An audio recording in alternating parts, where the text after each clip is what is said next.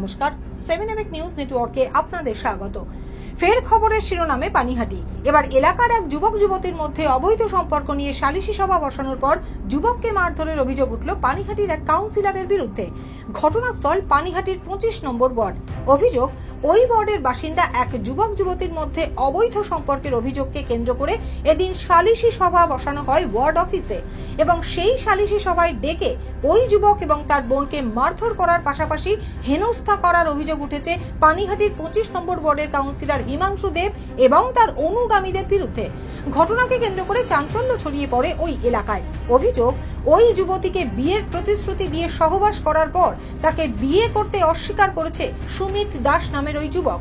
আর সেই ঘটনা জানতে পারার পরেই সমস্যার সমাধান করতে ওই যুবক এবং তার পরিবারের সদস্যদের পার্টি অফিসে ডেকে যুবতীকে জোর করে বিয়ে করার জন্য চাপ দেওয়ার পাশাপাশি মারধর করেছে কাউন্সিলর হিমাংশু দেব এবং তার অনুগামীরা।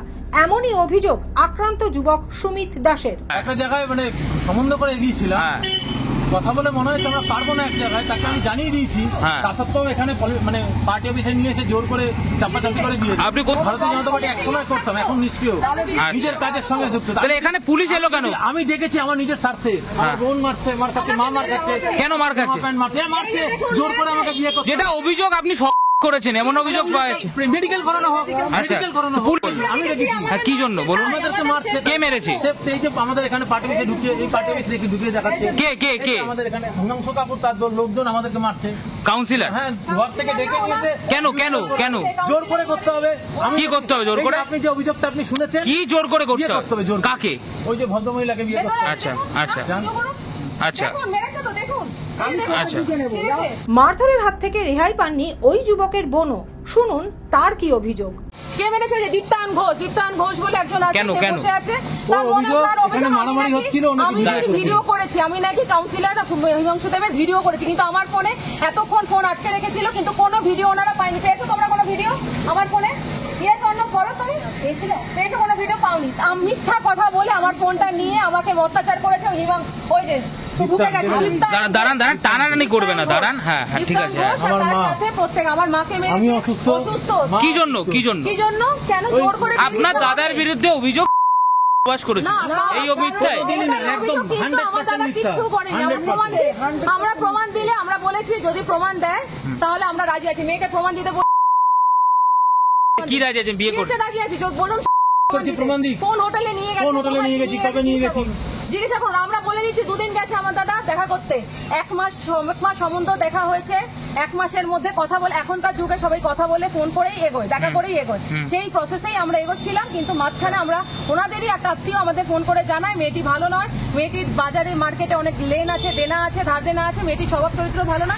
তারপরে আমরা বুঝতে পারি যে মেয়েটি সত্যিই ভালো না, আমরা সেই জন্য বিয়ে থেকে পিছিয়ে আসি। খবর পেয়ে ঘটনাস্থলে পৌঁছে খড়দহ থানার পুলিশ আক্রান্ত যুবক এবং তার বোনকে উদ্ধার করে থানায় নিয়ে যায়। কাউন্সিলর হিমাংশু দেব এবং তার অনুগামীদের বিরুদ্ধে খড়দহ থানায় লিখিত অভিযোগ দায়ের করেছে আক্রান্ত যুবক এবং তার পরিবার।